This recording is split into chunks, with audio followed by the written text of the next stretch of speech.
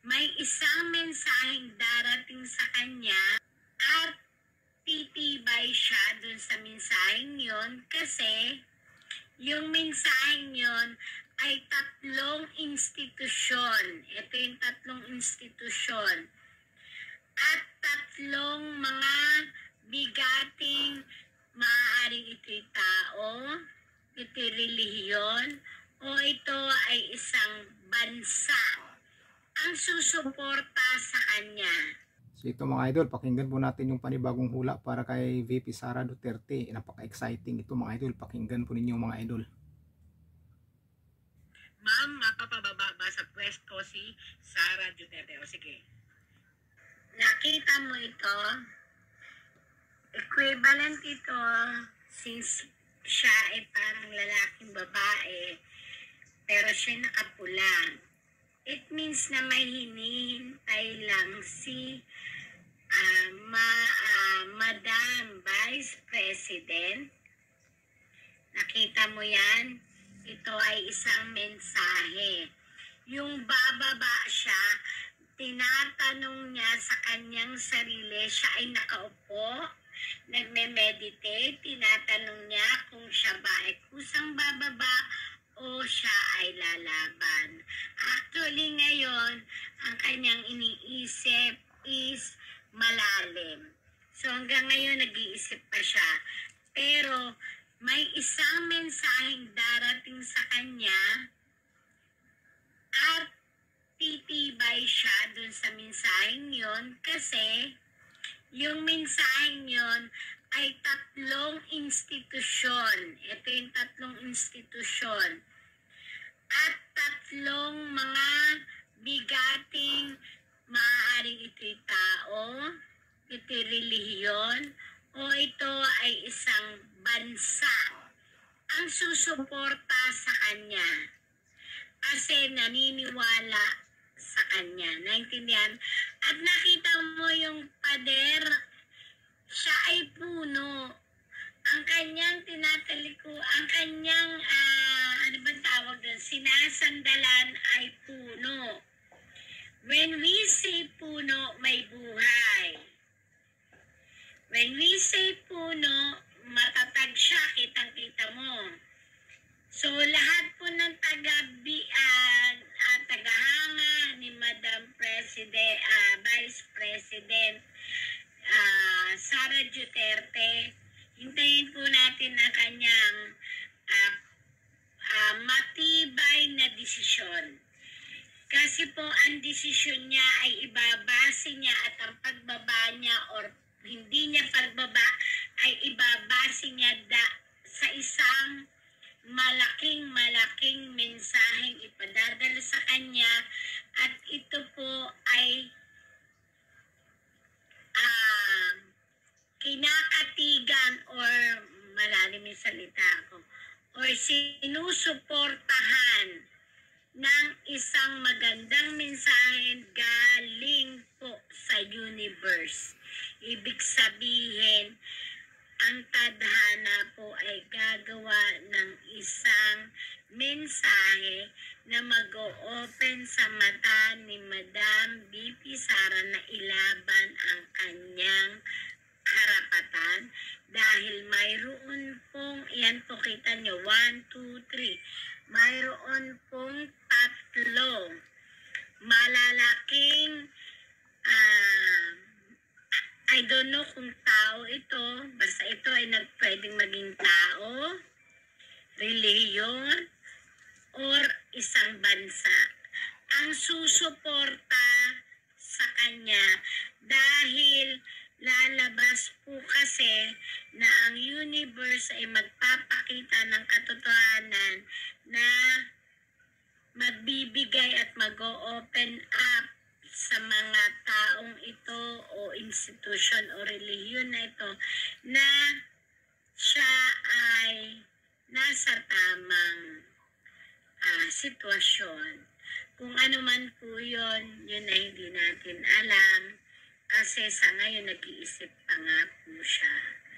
So, itong tatlong ito, abangan niyo po yan. Kung sino ang tutulong na yan sa kanya. Yan po ang hindi ko rin masarap.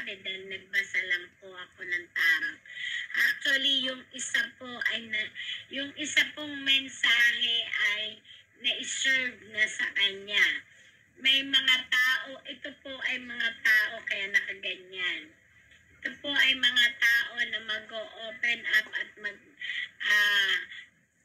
tatayo sa tabi niya at magpapatunay na lahat ng lumalabas sa kanyang pag-iisip, kaya siya nakaganon, at sa kanyang mga galaw ay totoo. Kaya yan. Kaya maganda po ito. Sana po ay mahantay niya yun. Kasi wag siyang sumuko. Yun po ang ibig sabihin itong tarot na ito. At yun sa pagbaba, pag ito po ang dumating, hindi po siya bababa dahil itong mga ito ang mag-aangat sa kanya. Nakita nyo may ulap? Yun po yun. Basta waiting tayo dito sa tatlong to. Kitang-kita po. At uy, si Madam po sa ngayon ay nalulungkot. Ayan. Since tinanong nyo nalulungkot siya sa nangyayari kasi sinisisi niya ang sarili niya bakit ang mga tao na malapit sa kanya ay napaparusahan. Ito po yun. Pero, ayan po, kitang-kita, umiiyak, malungkot, tapos ito po yung mga malalapit sa kanya na naparurusahan. Pero, yun po ay, kung makikita nyo po rito, na ang kalungkutan niya na iniiyak niya ay para sa mga malalapit sa kanya. Pero nga, ang sabi ko sa inyo, hindi kaya siya nakaganon siya. Nag-iisip siya. Hindi siya basta lang nakaupo at tinatanggap ang sakit na nakikita sa paligid. Nag-iisip po siya ng taimtim at nagdadasal kung ano ang dapat niyang gawin. Ayan po. Yan inaano ko na po yan. Ini-interpret ko para po sa inyo. At uy, sino ito? May lalabas po na isang tao na magsasalita para sa side niya. Pero hindi po niya ito kakampi. Hindi po niya ito kakampi, pero magtataka kayo. Magsasalita po ito. Hindi ko alam kung sino itong taong ito. Patutunayan niya na hindi po niya ito kakampi, pero doon ka bibilib kasi magsasalita siya at patutunayan niya na yung mga nangyayari na sinasabi po ni Ma'am Vice Presidente ay totoo.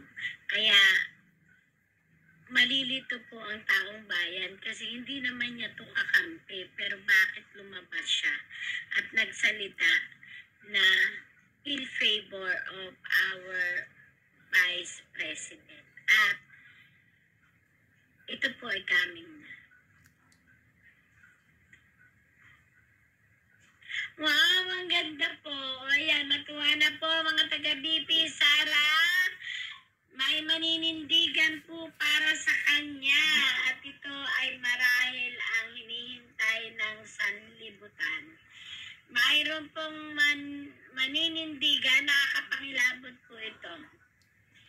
Ito po ay maninindigan, maraming tao maninindigan sa kanya.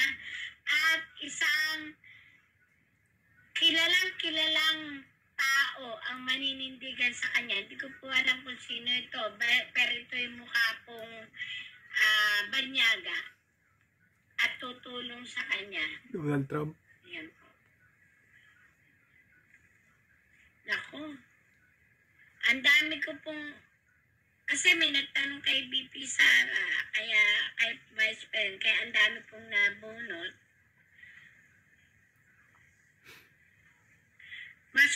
masolusyonan po at maliliwanagan ang problemang finansyal. At siya po ay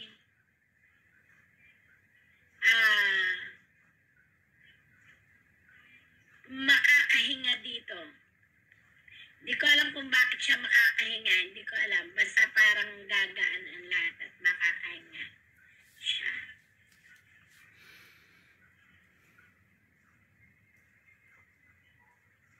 Nako.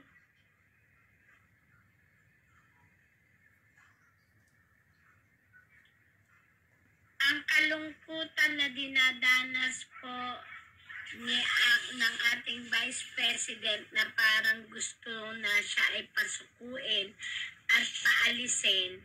Sa totoo lang, pumapasok talaga sa isip niyang sumuko. Pero po yun nga, again and again, fighter po talaga siya. Ayan po. Ano lang po siya, pinag-iisipan lang po niya mga bawat galaw niya.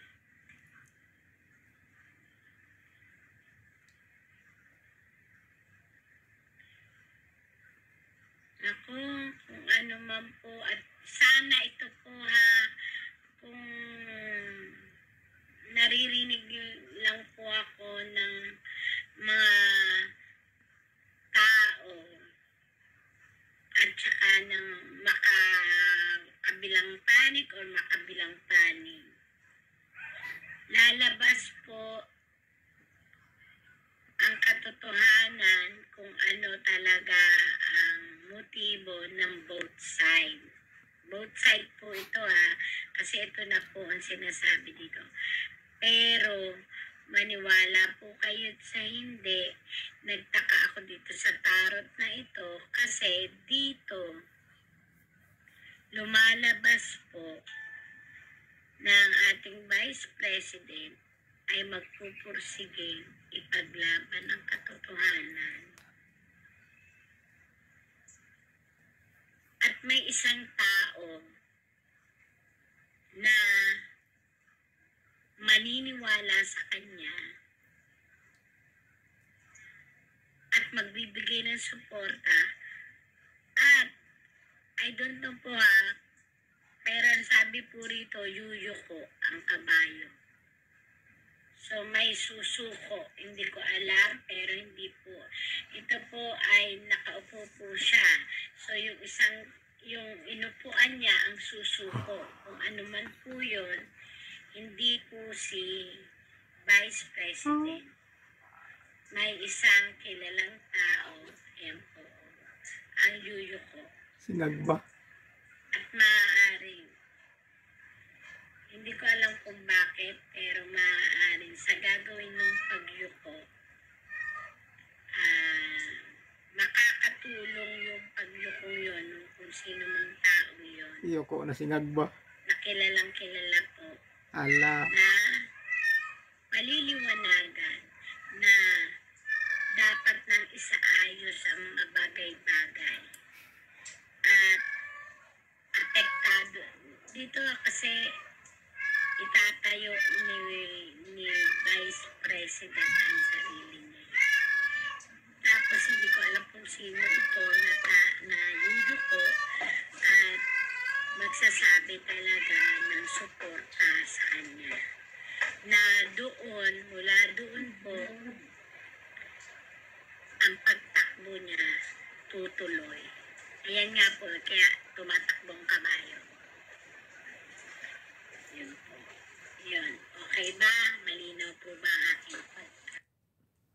So yun mga idol, napakagandang hula para kay VP Sara Duterte. At saka yung isang manindigan sa kanya na kilalang tao na taga-ibang bansa.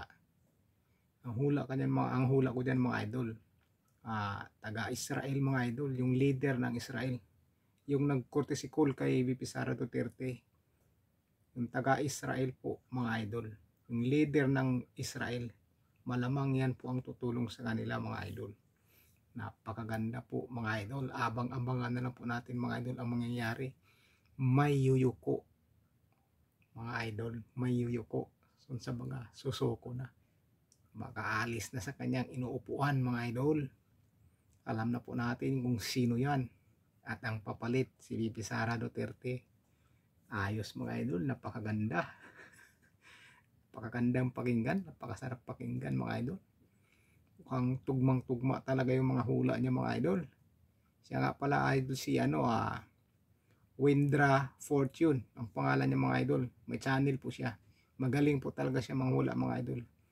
Tinanong lang po sa kanya yan kung bababa ba sa pwesto si VP Sara Duterte. Napakagaling po ang hula po yan mga idol. Marami pong nagtatanong sa kanya dyan sa live. So yun mga idol, sana magiging totoo na po yung mga hula niya mga idol. Nayuyuko na yung isang nakaupong leader at papalit niyan si VP Sara Duterte. Ayos mga idol. So yun lang mga idol. Kaya kung bago lang sa channel ko, sana kalimutan mag-subscribe mga idol para dadami po tayo sa channel ko. Solid po tayo mga idol. Solid po tayo. Ingat po kayo mga idol. God bless po sa inyo. At advance Merry Christmas mga idol. Bye bye mga idol.